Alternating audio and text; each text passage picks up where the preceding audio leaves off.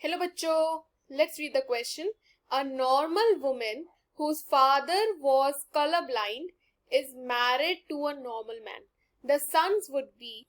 So यहाँ पे let's start with the key concept और हमारा जो key concept है वो इस question में है about color blindness.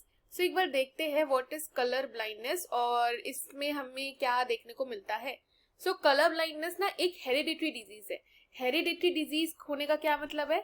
इसका ये मतलब है कि ये जो डिजीज होती है ना, ये पेरेंट टू ऑफस्प्रिंग जो है वो आगे जाती है. ये एक फैमिली में चलने वाली डिजीज है. ओके, सो ये होता है हेरिडिटरी डिजीज. और ये किस पैटर्न को फॉलो करती है? तो ये एक सर्टेन पैटर्न को फॉलो करती है जिसे हम लोग कहते हैं एक्स लिंक्ड रिसेसिव डिजीज. अब एक्स लिंक्ड रिसेसिव का क्या मतलब है? रिसेसिव होने का ये मतलब है कि कलर ब्लाइंडनेस को एक्सप्रेस होने के लिए उसको एक ऐसी कंडीशन में होना पड़ेगा जिसमें मेल और फीमेल दोनों के जो एक्स क्रोमोसोम है उसके ऊपर ये कलर ब्लाइंडनेस वाला जीन होना चाहिए. फॉर एग्जाम्पल, इसको बेटर समझने के लिए हम क्या करते हैं, एक बार मेल देखते हैं, एक बार फीमेल देखते हैं.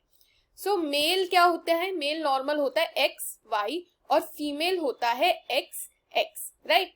अब मैं यहां बात कर रही हूं अफेक्टेड मेल की. सो अगर अफेक्टेड मेल है तो उसके पास तो सिर्फ एक ही एक्स क्रोमोसोम है. हम देख रहे हैं ना, मेल के पास एक्स वाई है. सो होगा क्या इसमें कि जो हमारे पास एकमात्र एक्स क्रोमोसोम है उसके ऊपर ये कलर ब्लाइंडनेस वाला जीन होगा. अगर ये कंडीशन हो गई तो मेल हो गया अफेक्टेड. लेकिन फीमेल में क्या है कि यहाँ पे दो एक्स क्रोमोसोम है. सो इसको अफेक्टेड होने के लिए दोनों के ऊपर सी होना पड़ेगा. तो ये होती है फीमेल अफेक्टेड वाली कंडीशन. अब एक बार देख लेते हैं कि क्या मेल और फीमेल में कैरियर्स होते हैं. कैरियर का क्या मतलब होता है? मतलब कि ये जो मेल या फीमेल होगे उनके पास सिर्फ एक ही कॉपी होगी जीन की जो कि वो आगे जाके नेक्स्ट जनरेशन में वो पास कर देगी. क्या वो प्रेजेंट में अफेक्टेड होगी? नो. सो देखिए, मेल में कोई कैरियर नहीं होता क्योंकि मेल के पास एक ही एक्स क्रोमोसोम है और अगर उस एक्स क्रोमोसोम पे एक क्रोमोसोम हमारे पास एक ऐसा जीन आ जाए कलर ब्लाइंडनेस वाला तो वो अफेक्ट हो गया. लेकिन फीमेल में कैरियर होती है. कैरियर क्यों? देखिए, अगर दो एक्स क्रोमोसोम है, दोनों में से किसी एक के पास कलर ब्लाइंडनेस का जीन हो तो ऐसे केस में वो कैरियर होगी. क्या वो अफेक्टेड होगी? क्या वो उस प्रॉब्लम से जूझ रही होगी? नहीं. प्रेजेंटली वो नॉर्मल है बट हाँ उसके पास जीन्स है कलर ब्लाइंडनेस के. अब आते हैं क्वेश्चन पे.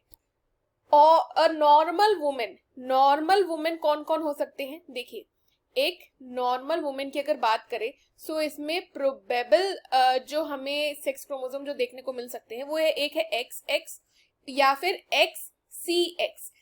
एक्स सी एक्स कब देखेंगे हम? जब वुमेन कैरियर होगी. देखिए, इस कैरियर को भी हम नॉर्मल ही बोलेंगे. रीजन भी कि वो अफेक्टेड थोड़ी है अभी, है ना. कैरियर वाले केस में वो अफेक्टेड कहाँ है? वो तो बस जीन्स कैरी कर रही है तो वो भी नॉर्मली. तो ये दो केसेस हो सकते हैं. लेकिन इधर पे बोला क्या है कि उनके फादर कलर ब्लाइंड थे, whose father was colour blind. अब एक चीज देखिए, जब हम ये कहते हैं कि फीमेल में एक्स और एक्स क्रोमोसोम है सो इसका मतलब क्या होता है कि एक आया है मदर से और एक आया है फादर से, राइट. एक क्रोमोसोम मदर से, एक क्रोमोसोम फादर से. सो ये मतलब होता है. और इन्होंने क्या बोला कि जो विमेन थी इनके फादर जो थे वो कलर ब्लाइंड थे. फादर थे कलर ब्लाइंड. सो इसका मतलब अगर फादर का हम लोग सेक्स क्रोमोसोम देखें तो वो क्या रहा होगा? वो रहा होगा एक्स सी वाई. तो फादर ने अपना ये एक्स सी वाला क्रोमोसोम डॉटर को दिया होगा.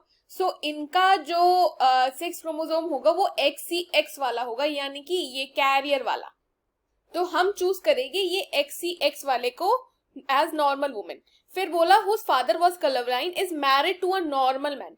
अब क्योंकि हमने क्या बोला, मेल में तो कैरियर होता ही नहीं है, तो अब हम क्या करेंगे, अब हम बनाएंगे एक पनेट स्क्वायर. पनेट स्क्वायर बनाने के लिए एक बार मेल भी देख लेते हैं. मेल इन्होंने बोला है कि मेल तो नॉर्मल है.